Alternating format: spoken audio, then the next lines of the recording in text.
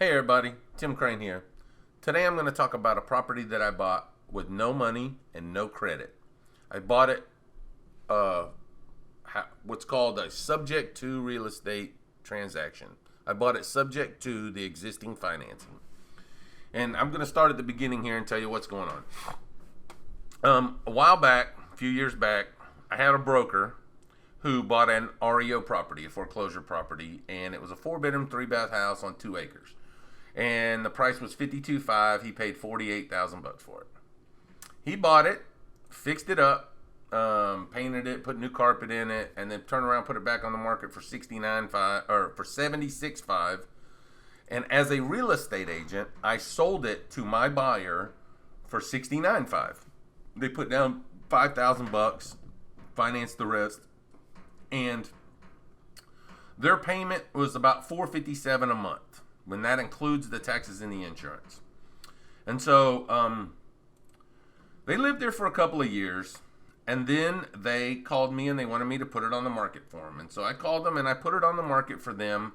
I was asking $79,900, and we had it on the market for over a year, probably a year and a half. And we had people look at it and like it, but nobody made any offers, and we didn't get a deal. And so finally, these people wanted to move back to Georgia, and they're like, "Hey Tim, we just want to go, and what we're going to do is we're probably just going to let the house go back to the bank." And I said, "Well, how much do you owe on it?" And they said, "Oh, about $60,000." And I said, "Well, what's your monthly payment?" "Well, their monthly payment's $457 a month with the taxes and insurance included." I said, "How many payments are you behind?" "None." I said, "Well, listen, don't let it go back to the bank. Why don't I just take over the payments for you?" And they said, "Oh, that'd be great." I said, "That way, your credit, you don't ruin your credit by having a foreclosure. I'll keep up your payments, and everything will work out fine." And she said, "Oh, yeah, okay, that sounds great." So what I did was I got the paperwork together, and I had her sign an authorization form, which enabled me to talk to her mortgage company. And so what I did was I went and talked to the mortgage company, and I found out that they owed $60,000 and that they weren't any payments behind. And so the authorization form also gives me permission to make payments on their behalf. And so what I did was I had her sign the deed to the property. I had a deed created from an attorney, and I had her sign the deed over to me so that I own the property. But the mortgage company still has the mortgage, and the mortgage is in her name. And so I own the property, but the mortgage is in her name. They still, the mortgage company still has rights, and if I don't pay, they can take it back. And there is this thing called a due on sale clause. I've never, ever heard of a mortgage company enacting the due on sale clause to take it back, especially if you're making payments on it already. So, I mean, I don't know. I guess it's a possibility. I took the chance, and, I'm reaping the benefit, I guess, from taking the chance. But anyway, so after she signed the property over to me and I bought it, I took it over, they moved out.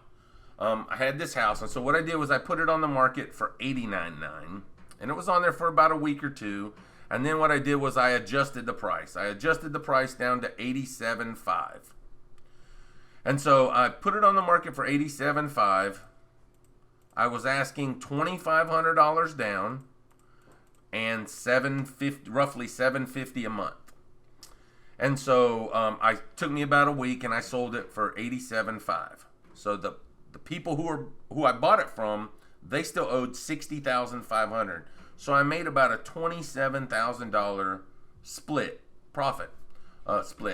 which I'm collecting. And so I made $2,500 down up front, and I make about $300 a month on the split, which isn't bad for no money down and no credit, And these are great. This is a great method for people who are just starting out, who don't have any money and don't have any credit.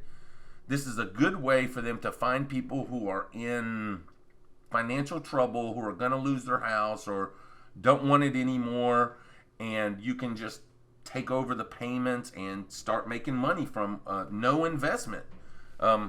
And by the time this is all said and done, I believe I will probably profit over about $100,000 on this deal.